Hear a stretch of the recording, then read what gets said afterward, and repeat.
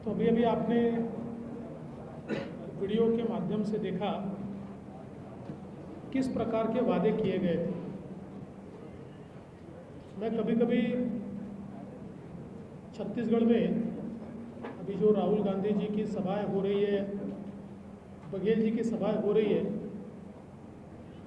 तो उसको देखने के बाद मुझे गजनी फिल्म की याद आती है।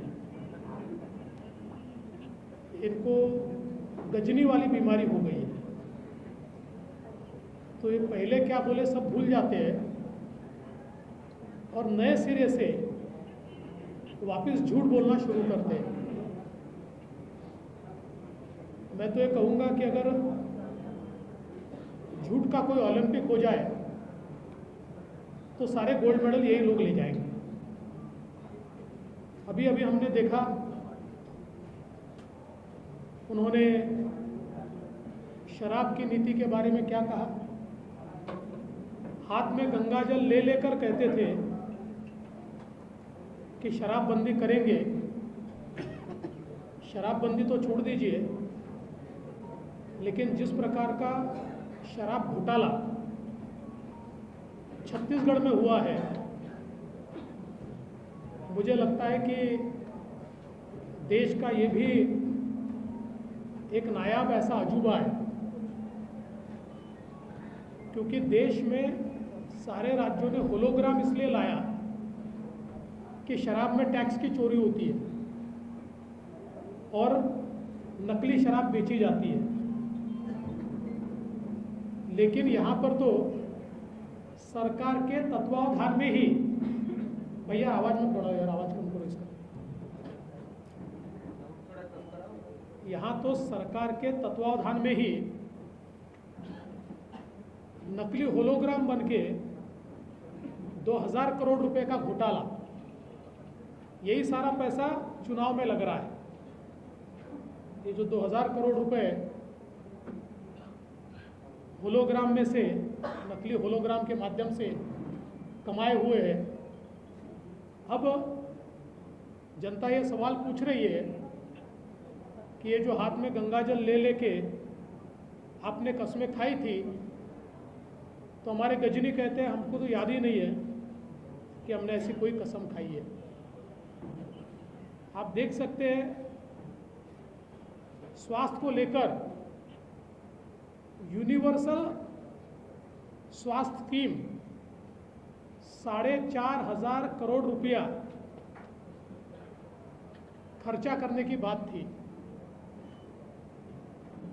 वो स्कीम तो आई नहीं, अब नई स्कीम घोषित कर दी। पिछली घोषणा को पूरा किए बिना मानो लोगों को कुछ याद ही नहीं है।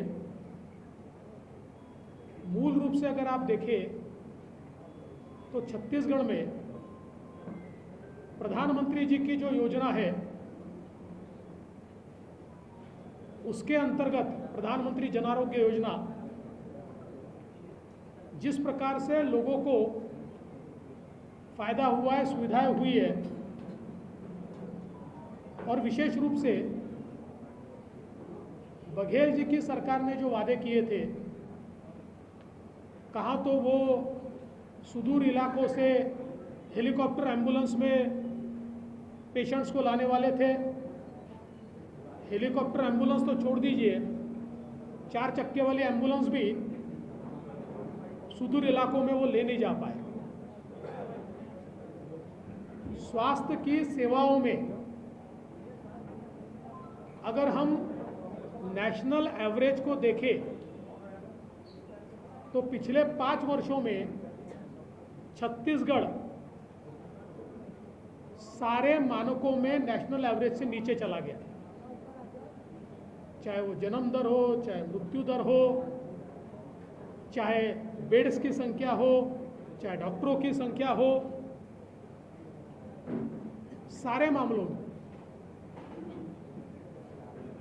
और फिर एक बार नई घोषणा स्वास्थ्य को लेकर इस सरकार ने की है, तो ये भी घोषणा पूरी नहीं होने वाली है। अभी अभी हम केपी सिंहदेव जी का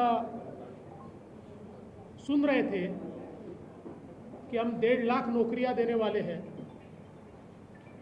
1.5 लाख नौकरियां कहाँ गई पता नहीं, पर आप सबने मिलकर जो पीएससी का घोटाला उजागर किया, ये पहला ऐसा राज्य होगा कि जहां पर नौकरियां पाने के लिए या तो अधिकारियों के बेटा बेटी होना पड़ेगा या कांग्रेस पार्टी के नेताओं के बेटा बेटी होना पड़ेगा, तभी आप पीएससी की एग्ज़ाम पास हो पाओगे। जिस प्रकार से छत्तीसगढ़ के युवाओं के सपनों को कुचलने का काम पीएससी घोटाले के माध्यम से हुआ है, जो बच्चे 2-2, 3-3 साल पढ़ाई करते हैं, आज उनके मन में शंका है कि हमारी पढ़ाई का फायदा क्या है। जब बघेल जी चाहेंगे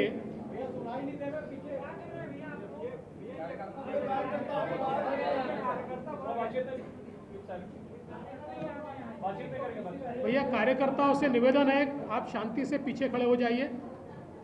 ये वार्ता पत्रकारों के लिए है, आप तो सारी चीज़ें सुन चुके हैं।